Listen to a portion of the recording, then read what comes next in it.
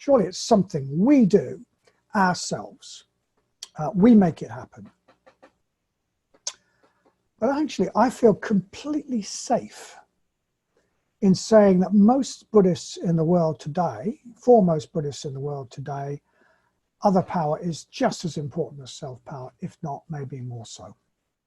For most Buddhists in Japan, China, the Far East, Tibet, calling on other power is a completely integral part of practice, an important part of practice. So why is that? Is it just a corruption? I mean, some people would see it as that. Is it just a corruption of the original pristine message of the Buddha?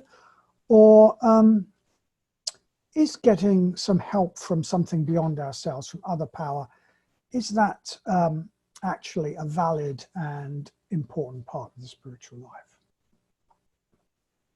So to explore this question a bit, I'd like to introduce an idea that was put forward by, well, it's not put forward, he was described by an order member called Subhuti quite a long time ago now, certainly more than a decade, which he called the three models of the spiritual life, or the three myths of the spiritual life. I think he called it both things at different times. So he called these three models, or these three myths, self-development. I think he called it self-unfolding. It sounds quite ugly, but it was something like that. Self-unfolding and self-surrender. And he talked about the benefits and the dangers of each of these approaches to the spiritual life. So let's start with self-development, because that's where we all start. That's where we all begin in our practice of the Dharma. So self-development is something that we do to develop the qualities in ourselves that make us more like an enlightened being, to move us from that lower pole towards that higher pole. So we practice ethics to gradually strengthen our positive motivations through the law of karma. We practice the metta bhavana to develop the warmth in our heart and our empathy for others, our connection with others. We practice the mindfulness of breathing so that we become more aware of the world and of our own feelings and of our own thoughts, and perhaps also so that we have some experience of higher mental states, the sort of mental states which beings further along the path experience. We study the Dharma. We study the Dharma so that our worldly ways of looking at things gradually drop away and we see things more as they are. We see things more clearly with the Dharma eye. We go on retreat. We associate with the Sangha. We choose to do that. It maybe takes effort. We listen to advice and feedback from our spiritual friends. And maybe even sometimes we act on it. So all these things that they're all things that we normally think of as practicing the Dharma. They're just simply practicing the Dharma. They're things we do which require effort, our effort. And as a result, we grow, we develop. Step by step, we climb slowly from that lower pole towards that higher pole, from ourselves as we are now to the person we could become, following the path of self-development. And of course, that is an absolutely essential part of Dharma practice. It's where we start, and no matter how long we carry on practicing the Dharma, it will always be a really important part of our Dharma practice. For a long, long time, that path of self-development may be the whole of our spiritual path, the whole of our spiritual practice, and that is fine. There's nothing wrong with that. But when we've been practicing for a while, maybe only when we've been practicing for quite a long while, if we only see our practice in terms of that model of self-development, we may start to hit some problems. For one thing, if we're very strong-willed and make a lot of progress, we may start to get arrogant about it. We may think, well, look, I can do this. I have done this through my own power. And we look down on those who don't practice the Dharma or don't practice the Dharma as effectively as we do. And okay, there's nothing wrong with a bit of spiritual pride, but on its own, this path might make us feel so superior that it cuts us off from others, makes us even more trapped in our own ego, our own self, which of course is exactly the opposite effect that the Dharma is meant to have. And then the other thing about the path of self-development is that we are in charge. So we, as we are now, is in charge of what we do in our practice. What is in charge is our normal calculating mind that is always figuring out what is best for me, what suits my likes and dislikes.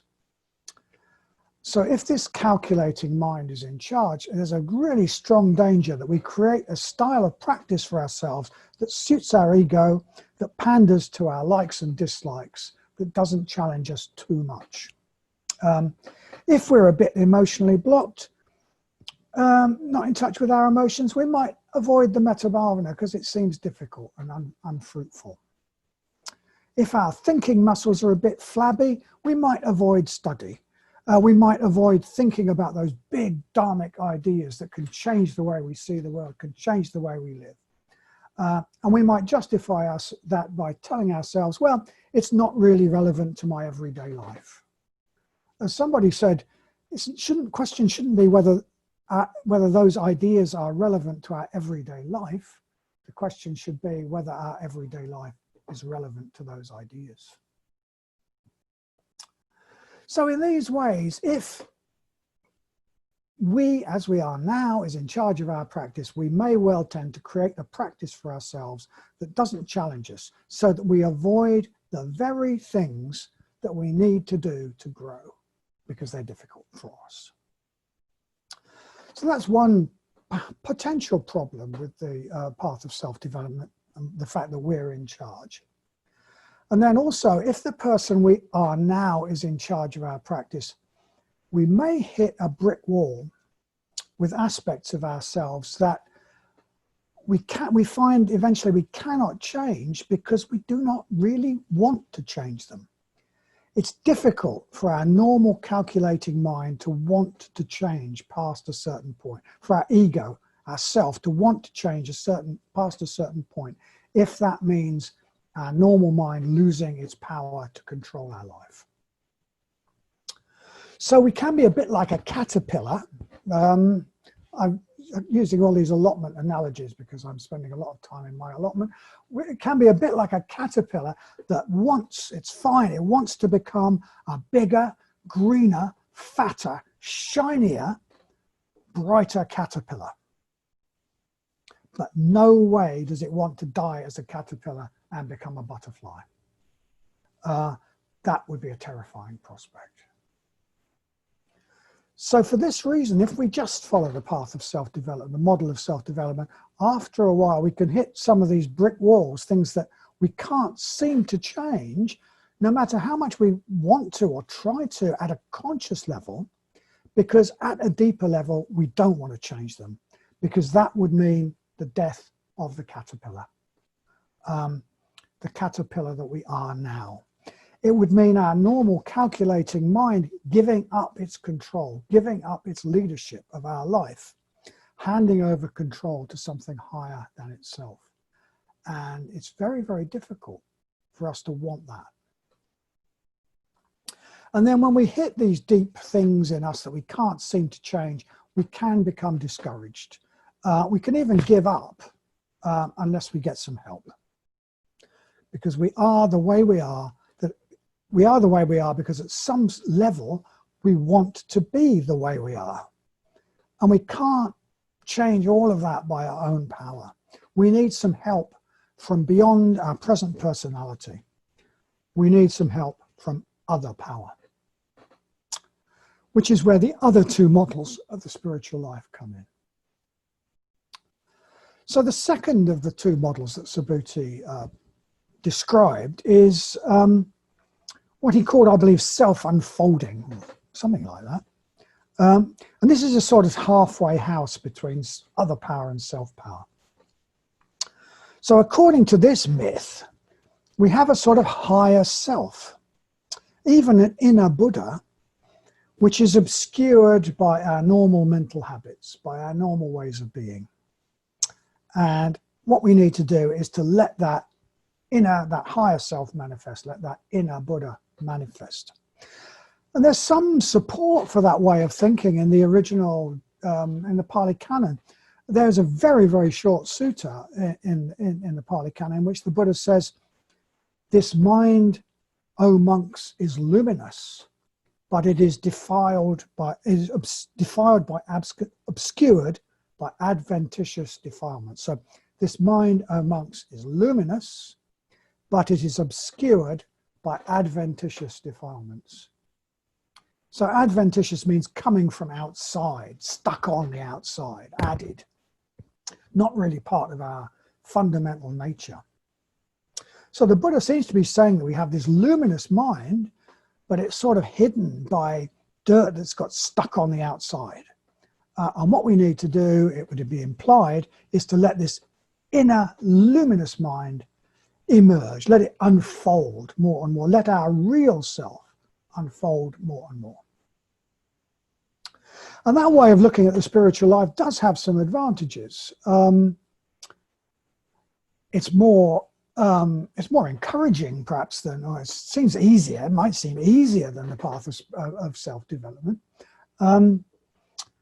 It seems to match our experience sometimes. It seems to match, my experience. I think a lot of people's experience, that when we sit down in meditation, when the surface chatter in our mind dies down, calms down, it seems as though a wiser, brighter, more luminous mind does manifest. It allows that to come out. And we probably do all feel that we have something like a higher self that speaks to us sometimes, something within us that can give us access sometimes to sort of better wisdom than our normal calculating mind gives us.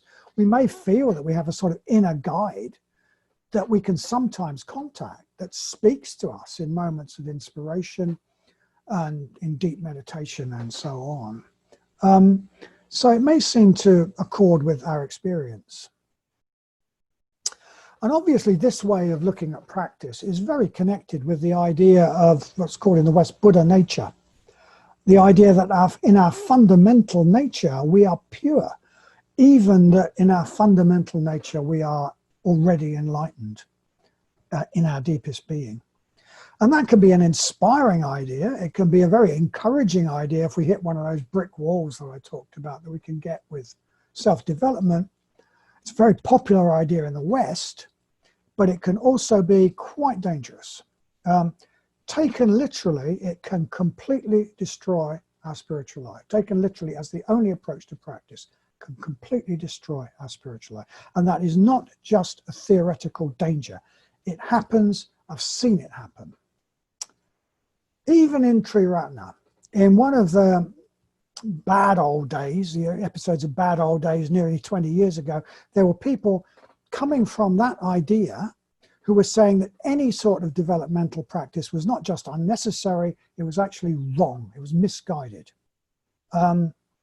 That making any effort to develop qualities in ourselves was wrong because we already had those qualities. It's part of our Buddha nature.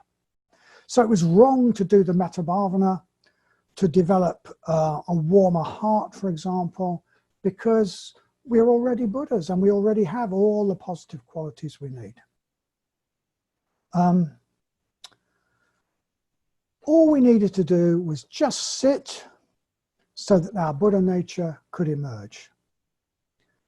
But for most people, without some background in the path of self-development, without some effort, just sitting became just drifting, just being the same old emotionally blocked person while pretending perhaps to be a Buddha.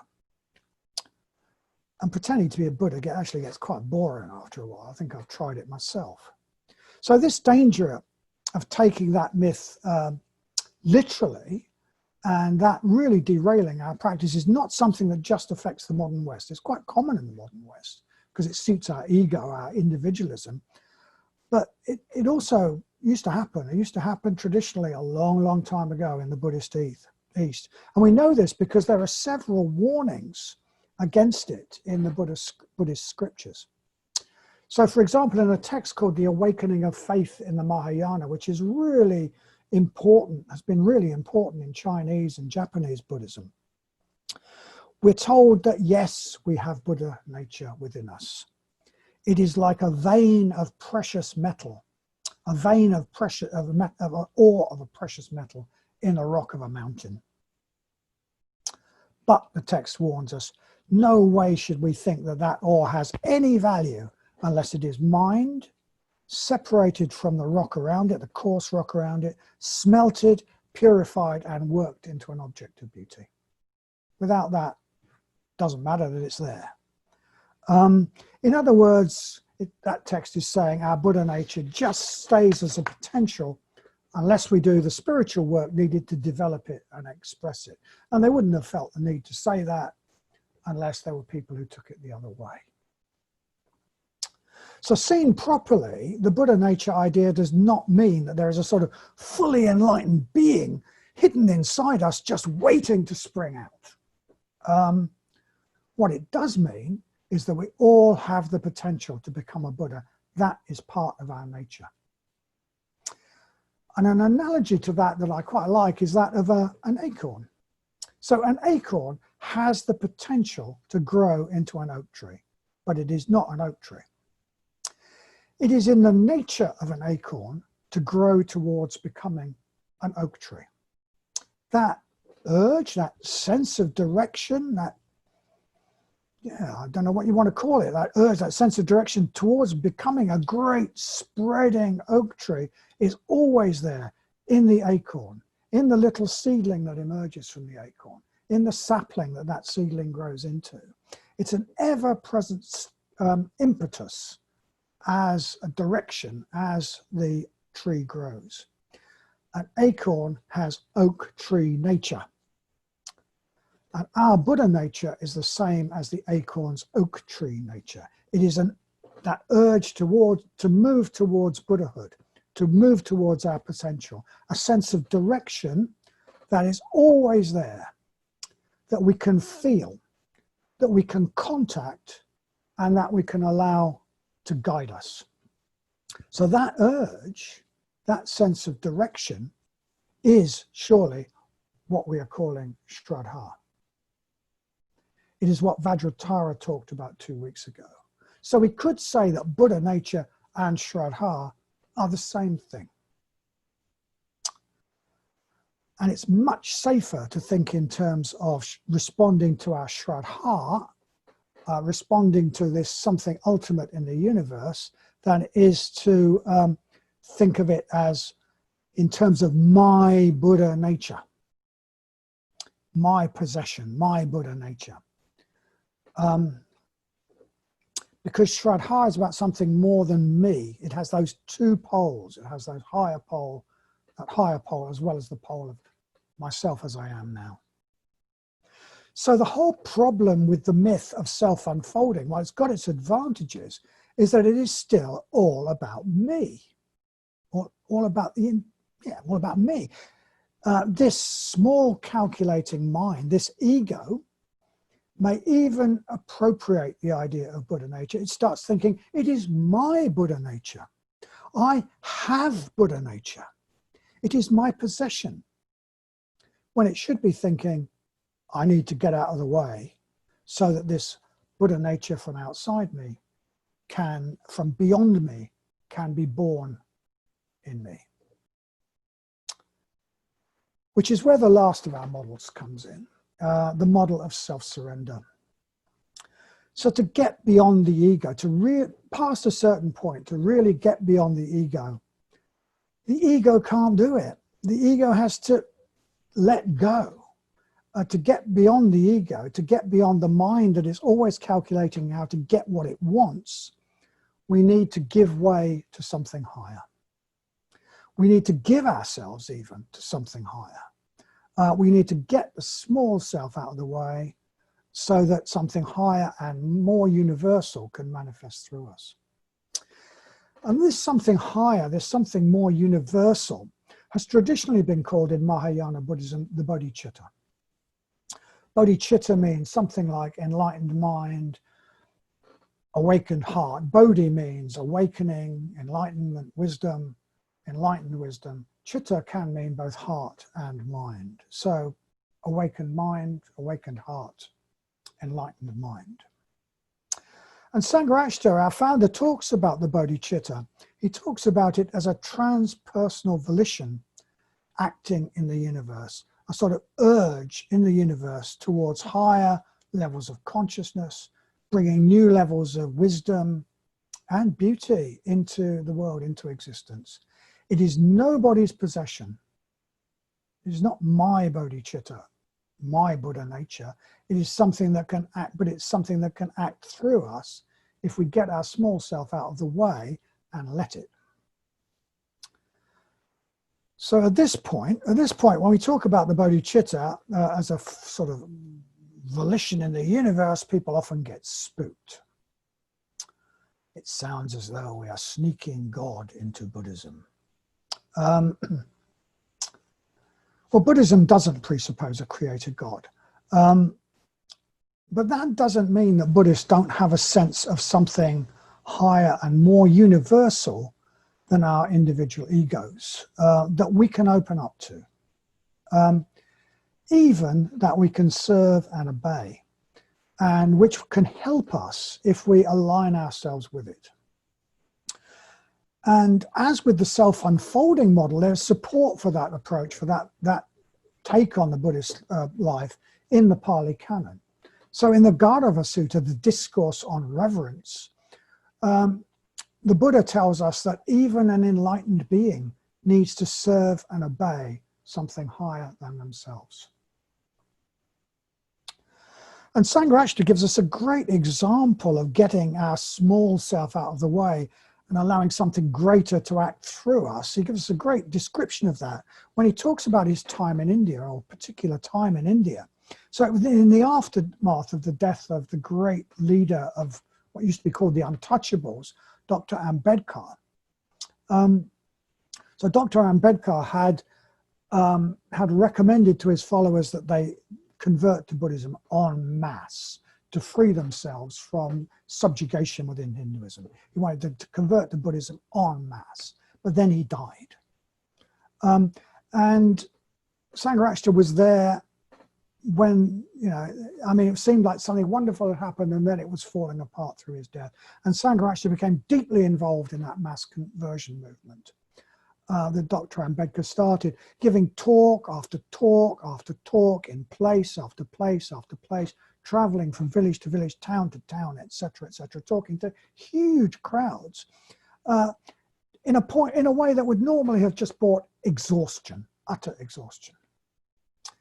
But he says he felt completely fresh and full of energy throughout. And what he says is he felt as though it wasn't him doing it. It wasn't him doing it. It was as though what he calls a suprapersonal force was acting through him. And in a similar way, when he talks about how the Triratna Buddhist community and the Triratna Buddhist order came into being, he says that he himself was not the right person to start it. He feels he was unsuitable, even inadequate to start a new Buddhist movement.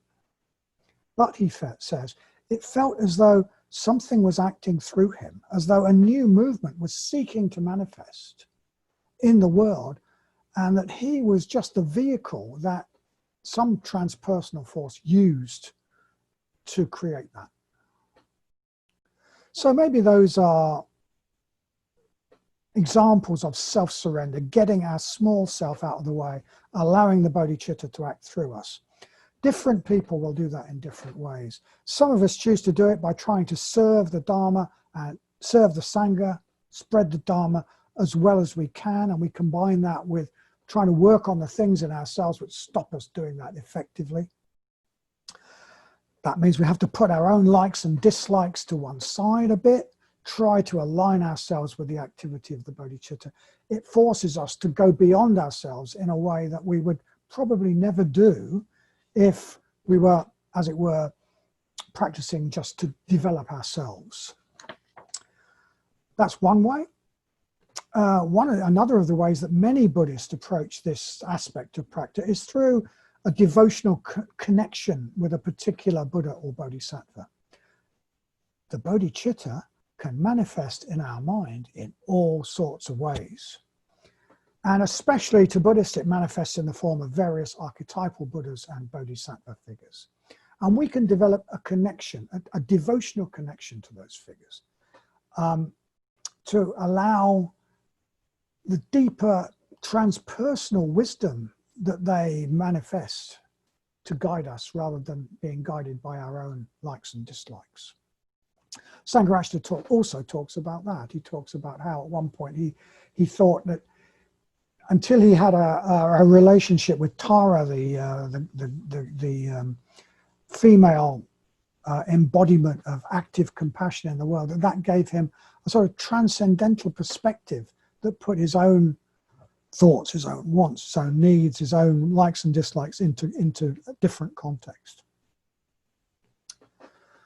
Okay, so that's a bit about the self-surrender approach to the spiritual life, and I hope I've managed to communicate why that is not just daft, why that is not alien to the spirit of Buddhism, although for some of us it might sound a bit that way. Eventually, we will need some of that approach as well as the other two. But as with the other two models, this approach does have its own dangers if we try to practice it just on its own, without the others. The main danger is we might start to think that the spiritual life is something that can be done for us. All we need to do is just surrender to other power. Surrender to the Buddhas and Bodhisattvas. Let the Buddhas and Bodhisattvas do all the work. We might think that we don't need to make any effort to develop ourselves, but we do. We need to be a suitable vessel. If the bodhicitta is going to act through us, we need to get the blockages out of the way. And if we're going to be effective, we need to become a larger being. We need to develop ourselves so that we can actually be of some use. So yes, there's a danger there that we can think that the spiritual life is something that can be done for us. So that we don't have to make any effort. Someone, I don't know who it was, I think it was someone in Triratna, once said, or I remember them saying, and it sort of affected me, when we reach up, something reaches down. When we reach up, something reaches down. And I think that's true. But I think we do have to reach up first. If we don't reach up, I don't think that something reaches down. So we need self-development. In fact, in the spiritual life, we need a bit of all three of the models or myths I've been talking about. Of course, we need to make an effort to work on ourselves, to develop our positive emotions, our mindfulness, our ethical sense, our wisdom. We need to follow the path of self-development. We also need, I think, a sense that we're in touch with something higher in us that we can actually contact, that's part of our nature, like the oak tree that's part of the nature of the acorn, that's always trying to manifest as it grows. And we also need a sense that we're doing all of this as part of something larger than our own small self, as part of a greater movement with the support of the universe for the sake of all beings. So it's not a question of self-power or other power.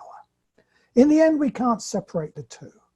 We don't know whether we're experiencing other power because we've exerted self-power. We don't know whether, in fact, our self-power is given to us in a way.